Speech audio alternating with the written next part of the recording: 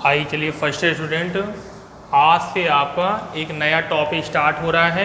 ठीक है, पहले ही चैप्टर है आपका, उसका नाम क्या है आपका समुच्चय। आज से हम एक नई एक्सरसाइज या एक नया चैप्टर स्टार्ट कर रहे हैं। ये चैप्टर आपका बहुत इंपॉर्टेंट है। और क्या इस चैप्टर को आपने पहले पढ़ा हुआ आपका नहीं, तो चैप्टर का नाम क्या आपका समुच्चय। समुच्चय को इंग्लिश में क्या बोलते हैं आपका सेट। ठीक, तो पहले आपको पता होना चाहिए कि समुच्चय की परिभाषा क्या होती है। तो समुच्चय परिभाषा क्या होती है, वस्तुओं के सुपरिभाषित चयन या संग्रह को क्या कहते हैं आपका समुच्चय कहते हैं। ठीक है, वस्तुओं के सुपरिभाषित चयन या संग्रह को क्या कहते हैं आपका समुच्चय। सुपरिभाषित माने होता है किसी भी सवाल को सही से प्रेजेंट करना आपका। ठीक है, सुपरिभाषित, ऐसे नहीं कि जो मन आया वो लिख दिया। ठीक, तो अभी समुच्चय कैसे लिखते हैं वो सब अभी आपको समझाएंगे। पहले समुच्चय पढ़ने के लिए कुछ चीज़ें आपको पता होनी चाहिए, इसलिए हेडिंग डली है कुछ आवश्यक जानकारियाँ। समुच्चय को पढ़ने के लिए अगर आपको सही से कंफर्म करना है तो पहले उसके बारे में कुछ चीज़ें ऐसी जो आपको पता होनी चाहिए। जैसे ये चीज़ वैसे आपने पहले पढ़ी हुई हैं, वास्तविक संख्याएँ। तो वास्तविक संख्या क्या होती है आपकी 0, 1, 2, 3, 4, 5 डैश डैश और काफ़ी होती हैं। फिर प्राकृतिक संख्याएं क्या होती हैं, तो ध्यान से रखिएगा, वास्तविक संख्या जो ना वो 0 से स्टार्ट होती है और प्राकृतिक संख्या कहाँ से स्टार्ट होती है आपकी 1 से, होती वही है। वास्तविक संख्या आपका 0 से स्टार्ट होती है और प्राकृतिक संख्या आपकी 1 से। तो 1, 2, 3, 4, 5 डैश डैश अरबों तक चले जाएंगे, पता नहीं कहाँ। ठीक है, उसके बाद पूर्णांक। तो पूर्णांक क्या होते हैं, तो पूर्णांक का मतलब होता है कि उसमें कुछ आपके पॉजिटिव होंगे और कुछ आपके नेगेटिव होंगे। ठीक है, जैसे वास्तविक संख्या हमेशा पॉजिटिव होती है, प्राकृतिक संख्या हमेशा आपकी धनात्मक होती है, लेकिन पूर्णांक क्या होते हैं, धनात्मक भी होते हैं और ऋणात्मक भी होते हैं। इसलिए देखिए मैंने लिखा हुआ है, तो प्लस वाले इधर जाते हैं और माइनस वाले इधर। इसके बाद आपकी सम संख्या क्या होती है, तो सम संख्या होती है आपकी 2, 4, 6, 8, 10, 12, 14, 16 ऐसे बढ़ते जाइए। विषम संख्या क्या होती है आपकी 1, 3, 5, 7, 9, 11, 13 बढ़ते जाएंगे।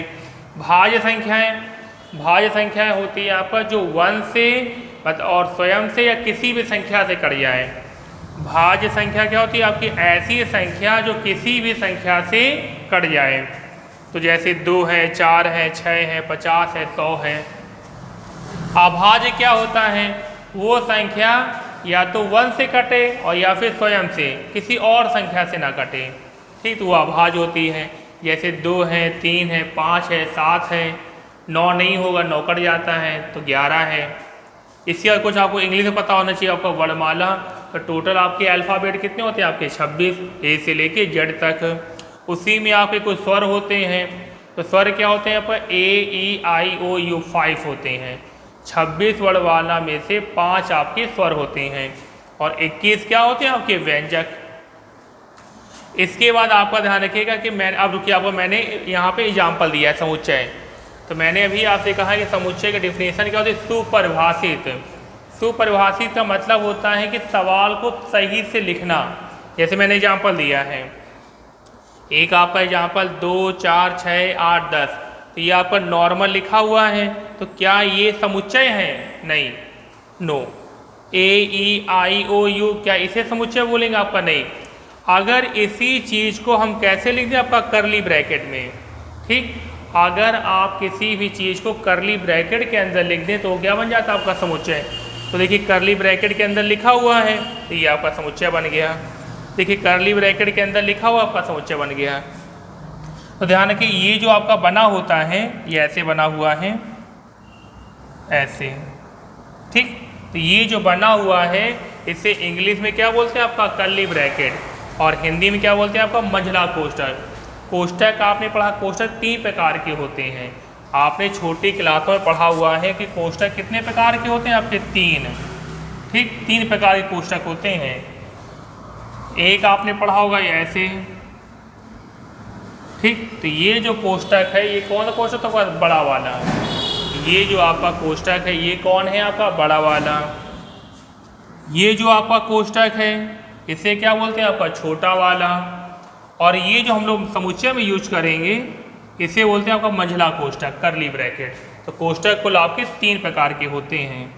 ठीक, तो समुच्चय पढ़ने के पहले आपको ये सारी चीज़ जानकारी होनी चाहिए, तो लिख दी गई है, फेयर कॉपी से नोट कर लीजिएगा और याद जरूर कर लीजिएगा।